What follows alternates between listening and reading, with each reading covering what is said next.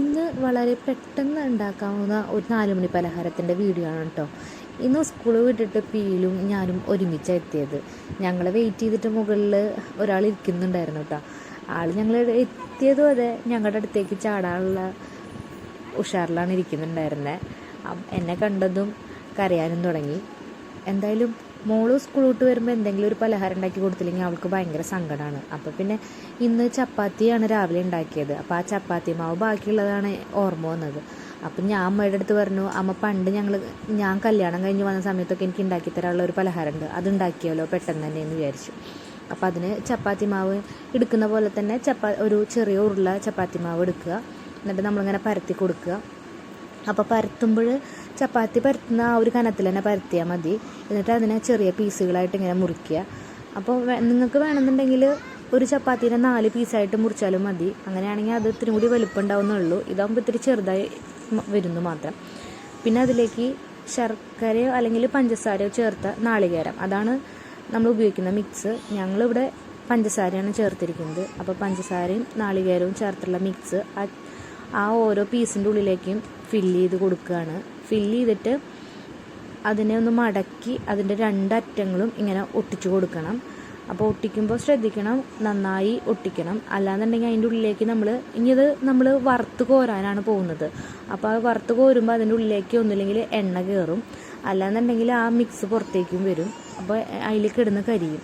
അപ്പോൾ ഒട്ടിച്ചു കൊടുക്കുമ്പോൾ ഒന്ന് നന്നായി അമർത്തിനെ കൊടുക്കുക. വേഗം ഒട്ടും, അതിനൊരു ബുദ്ധിമുട്ടുമില്ല കേട്ടോ. പെട്ടെന്ന് തന്നെ ഒട്ടി കിട്ടും നമുക്ക്.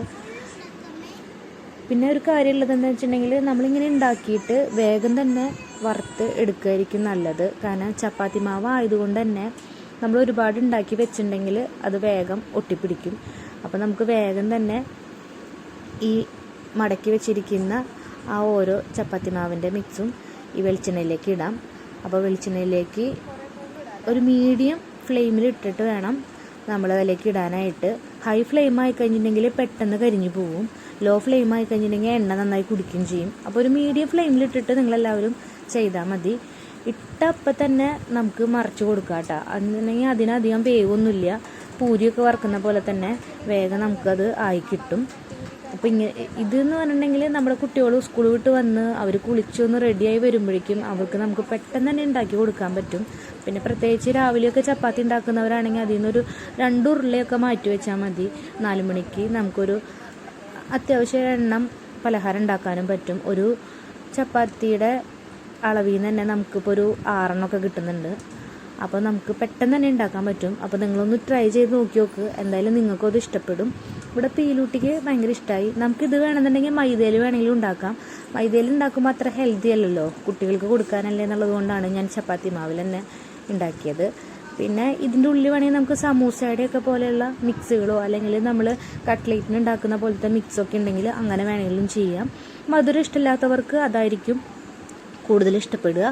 മധുരം ഇഷ്ടമുള്ളവർക്ക് ഇതെന്തായാലും ഇഷ്ടപ്പെടും. പ്രത്യേകിച്ച് മോൾ ഭാഗം നന്നായി മുരിഞ്ഞ കാരണം അതിങ്ങനെ നല്ല ക്രിസ്പി ആയിട്ട് കടിക്കാനും കിട്ടും.